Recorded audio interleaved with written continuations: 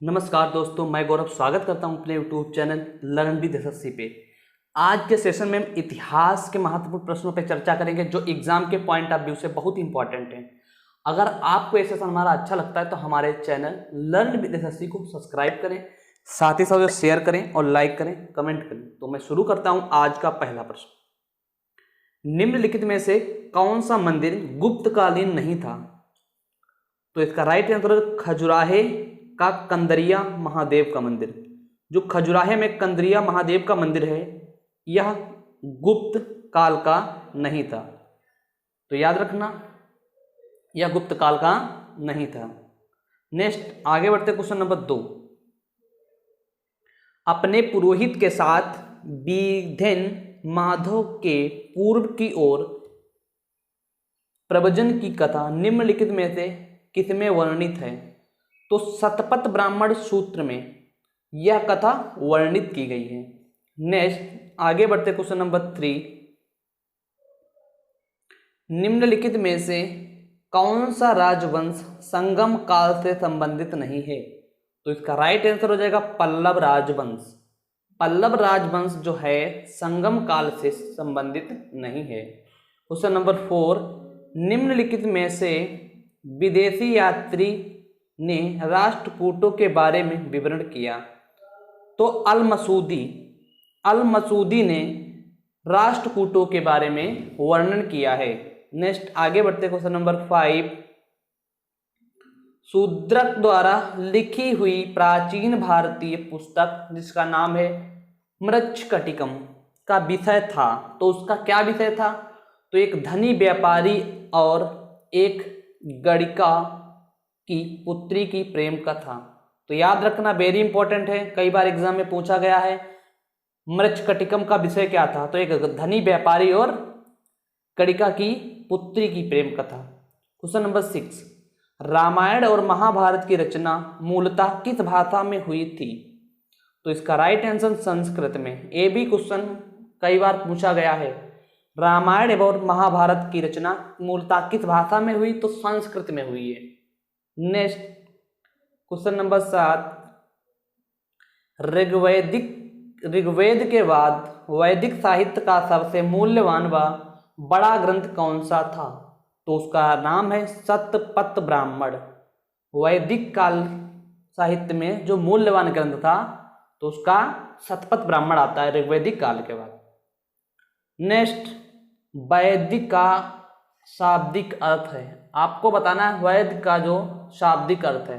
तो ज्ञान होता है वेद का शाब्दिक अर्थ। नेक्स्ट आगे बढ़ते हैं क्वेश्चन नंबर 9।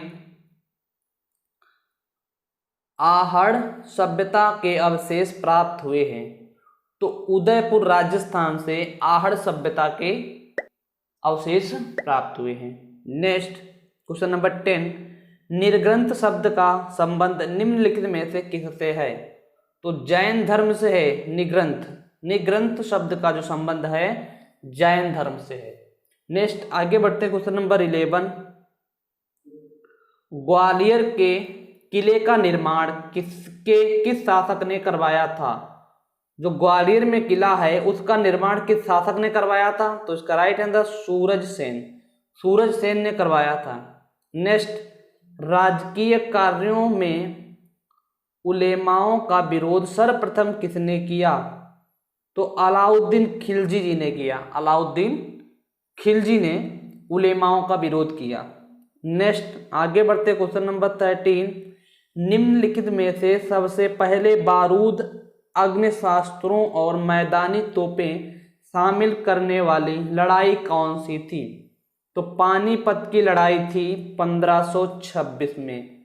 बारूदों और तोपों का प्रयोग किया गया था बाबर के बीच। नेक्स्ट आगे बढ़ते क्वेश्चन नंबर 14। लोदी वंश में गुलरुखी कविताएं कौन लिखता था? तो इसका राइट आंसर हो जाएगा सिकंदर लोदी गुलरुखी कविताएं लिखता था। Next question number 15। हुमायूंनामा की रचना किसने की थी? तो गुलबदन बेगम ने हुमायूंनामा की रचना की है। नेक्स्ट आगे बढ़ते क्वेश्चन नंबर 16। धातु के सिक्के सबसे पहले किस युग में मिलते हैं? तो इसका राइट आंसर बुद्ध युग में। धातु के सिक्के जो है सबसे पहले किस युग में मिलते हैं? तो बुद्ध युग में सबसे पहले मिलते हैं। नेक्स्ट,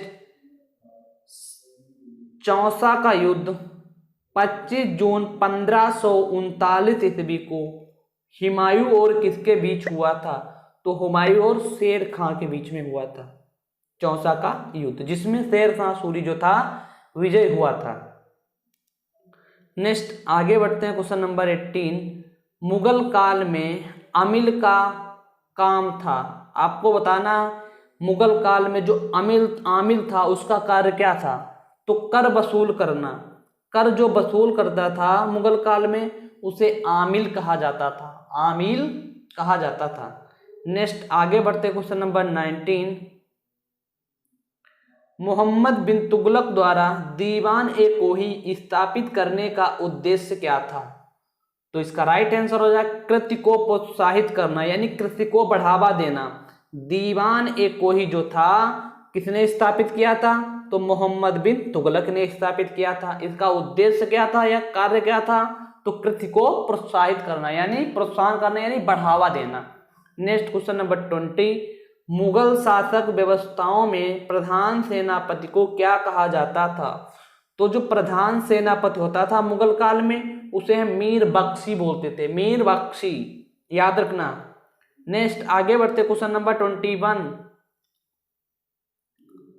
खाजुआ का युद्ध किनके बीच लड़ा गया था? आपको बताना है खाजुआ का युद्ध किनके बीच में लड़ा गया था?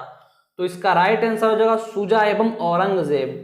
शुजा एवं औरंगजेब का युद्ध खाजुआ के युद्ध के नाम से जाना जाता है। Next question number 22। बुलंद दरवाजा का निर्माण किस मुगल शासक ने करवाया था? तो वेरी इंपॉर्टेंट क्वेश्चन है, इसका राइट आंसर हो जाएगा अकबर। अकबर ने बुलंद दरवाजा का निर्माण गुजरात विजय के उपलक्ष्य में करवाया था। नेक्स्ट, कबीर दास ने किस प्रकार का प्रचार प्रसार किया? तो सांप्रदायिक सद्भाव का, सांप्रदायिक सद्भाव का प्रचार प्रसार किया। Next question number 24।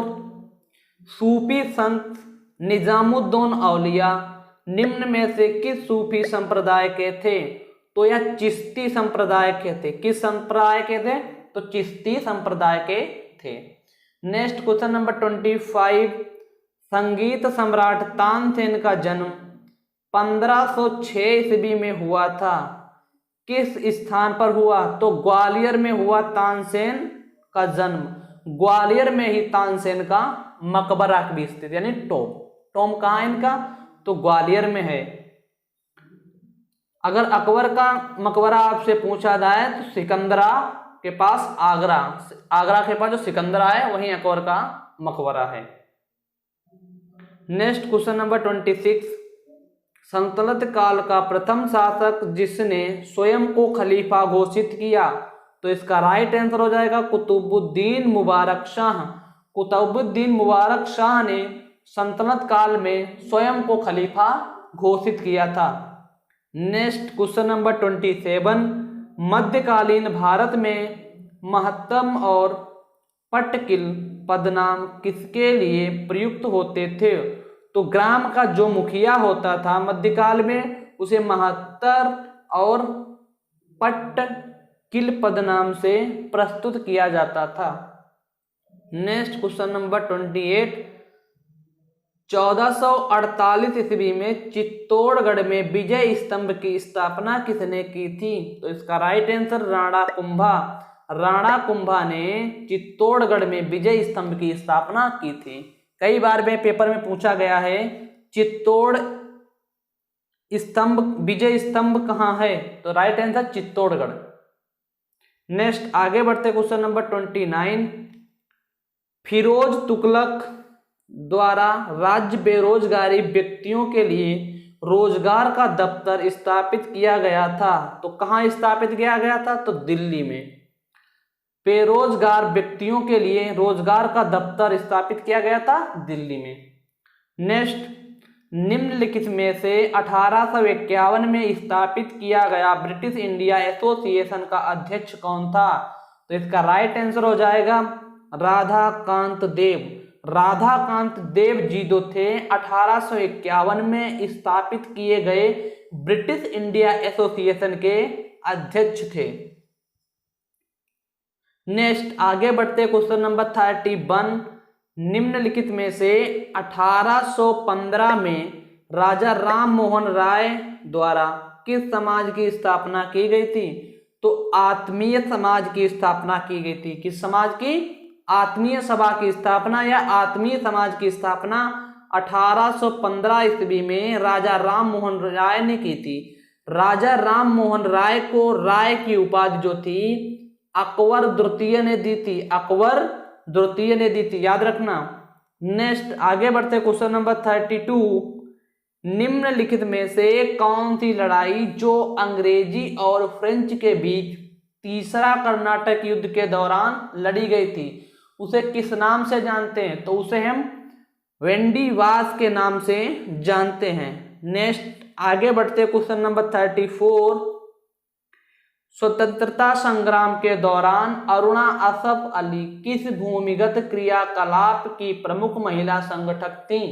तो इसका राइट आंसर हो जाएगा भारत छोड़ो आंदोलन।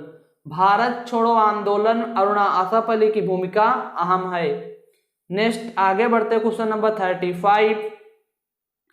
गांधी ने खिलाफत आंदोलन को समर्थन क्यों नहीं दिया था?